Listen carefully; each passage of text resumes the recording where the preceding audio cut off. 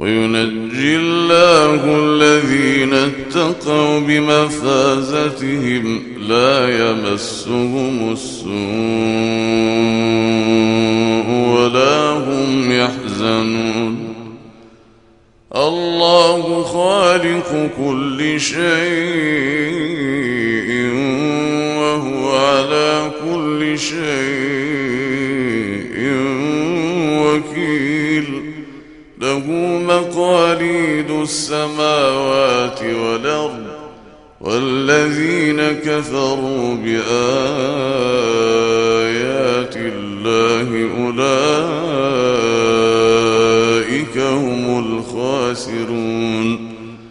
قل فغير الله تأمروني أعبد أيها الجاهلون.